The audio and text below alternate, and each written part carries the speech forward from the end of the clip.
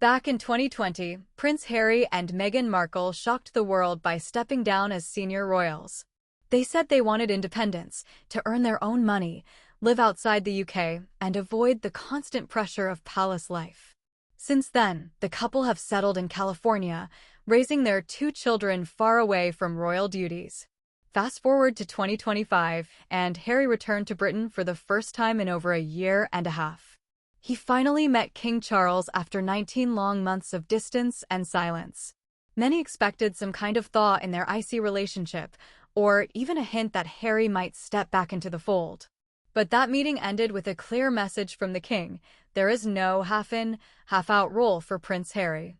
Charles made it absolutely clear that Harry cannot pick and choose when to be royal. Either you're in or you're out, and Harry is out. The news sparked fierce debate. Some argue Harry deserves a second chance, especially after the pain he's spoken about in interviews. Others believe Charles was right to hold firm, saying the monarchy cannot survive if royals treat it like a part-time job. And hovering in the background is Prince William, who reportedly still has deep resentment towards his younger brother. Their relationship, once close, now feels almost beyond repair. But Harry's rejection wasn't the only storm shaking the palace this year. King Charles III came to the throne in September 2022 after the death of his mother, Queen Elizabeth II. At the time, many wondered if he could ever fill her shoes. After all, Elizabeth had reigned for 70 years and become a global symbol of stability.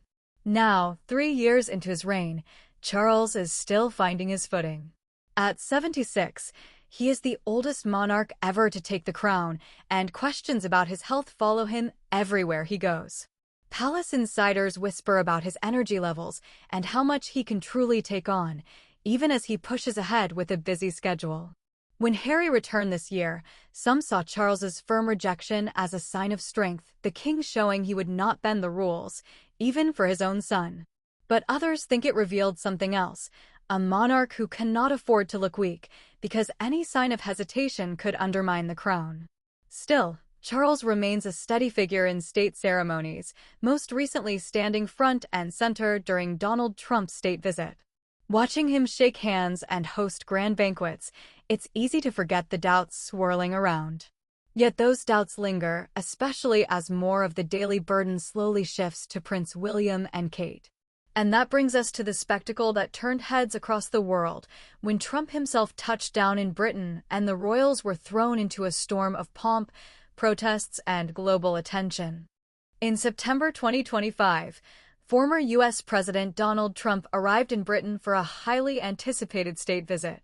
It was the kind of event the monarchy is built for: carriages, banquets, and a show of grandeur designed to impress the world. King Charles, Queen Camilla, Prince William, and Princess Kate all played their roles, hosting Trump at Windsor Castle with the full weight of royal ceremony. But outside the palace gates, the mood was far less polished. Thousands took to the streets of London to protest his arrival.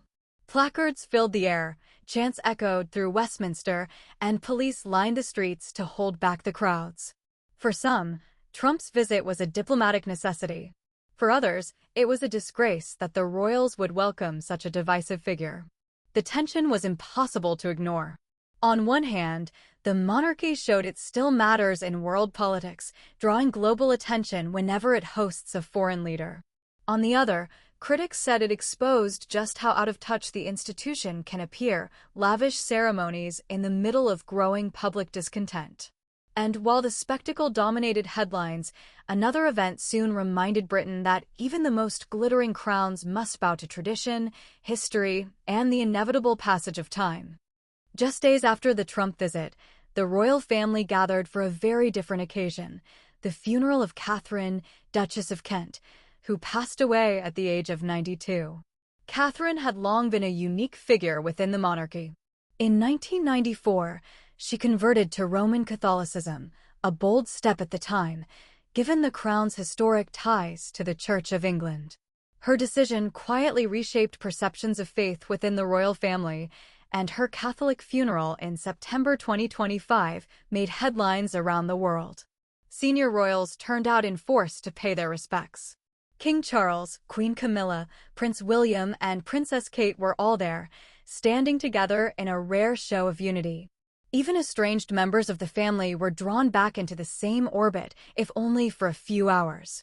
The service was solemn, symbolic, and deeply significant, a reminder of how tradition still binds the monarchy together. Yet once the mourning ended, the family's divisions quickly resurfaced, and attention shifted back to the question of who would carry the monarchy forward. And that spotlight has never shone brighter than on Prince William and Princess Kate. Prince William has always been the heir in waiting, but in 2025, he has become far more than that. With King Charles facing health concerns and slowing down, William has stepped into a central role, attending more public events, representing the crown abroad, and quietly preparing for his own future as king. At his side is Princess Kate, the Princess of Wales, who continues to command huge public attention. Every outfit, every speech, every appearance makes headlines, and polls show she is one of the most admired figures in the royal family. For many, William and Kate represent the monarchy's best hope for survival, young, relatable, and respected by the public. But that popularity comes with constant comparisons. Kate is endlessly measured against Meghan Markle, her sister-in-law, and the press fuels the rivalry at every turn. Supporters see Kate as the perfect future queen. Critics argue the image is too carefully controlled. Either way, the couple are now the center of the monarchy's public image, a role that makes them both powerful and vulnerable. And that contrast with Meghan only fuels the never-ending drama around the Duke and Duchess of Sussex. When Harry returned to the UK in 2025, Meghan stayed behind in California. Her absence was impossible to ignore.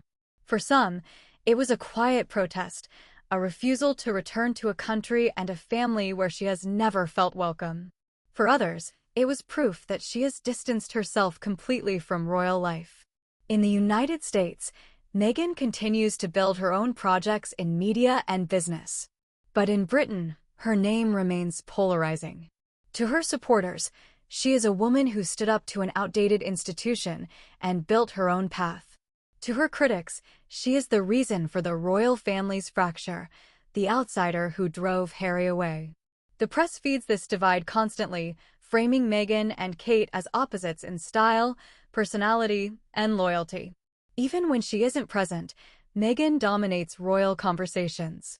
Her shadow lingers over every headline about Harry, every debate about the monarchy's future, and every whisper about whether reconciliation is even possible. But the drama within the family is only one side of the story. The other is far bigger, and it comes from the people themselves. For centuries, the monarchy has stood as a symbol of Britain, but in 2025 its future feels more uncertain than ever. Polls show that a majority, about 58%, still want to keep the monarchy, while 38% would prefer an elected head of state. But that number is slipping sharply among the young. Roughly 59% of people aged 16 to 34 now support replacing the monarchy with an elected leader. Among people aged 55 and older, 76% still favor the monarchy. Older generations remain loyal, seeing the crown as part of Britain's identity. But younger voices question whether the monarchy is worth the cost, the palaces, the ceremonies, the taxpayer funding, in a time of economic struggle. Individual royals tell their own story too. William and Kate are among the most admired, each with around 74% positive ratings. King Charles gets a more modest backing of about 59%, respectful, though falling, and nowhere near the devotion his mother enjoyed. Meanwhile, Harry and Meghan divide opinion sharply, loved in some circles, resented in others. These numbers reveal a monarchy at a crossroads. Still supported, still powerful, but no longer untouchable. And as the family's private struggles spill into public view, the question grows louder. Can the crown survive the next generation? The royal family today stands at a tipping point. Harry remains distant, cut off from the duties he once held, while Meghan continues her life across the Atlantic. King Charles carries the weight of the crown with dignity, yet questions about his health and stamina linger. William and Kate are rising stars, the future face of the monarchy, admired by most, yet constantly measured against their predecessors and relatives. Public opinion is shifting. Support for the monarchy still exists, but it is no longer unconditional. Younger generations are asking tough questions. Is the crown worth the cost, the spectacle, and the power it wields? And with each palace drama spilling into the public eye, every scandal, feud, or reunion carries far greater weight than ever before. The story of Britain's royals is no longer just about tradition, ceremony, or history. It's about survival, relevance, and adaptability in a world that moves faster than any monarchy ever could. The question now isn't just who will wear the crown, it's whether the monarchy itself can endure the challenges of the 21st century. And as the cameras fade, the answer remains uncertain, leaving the nation watching, waiting, and wondering what the future truly holds for the House of Windsor.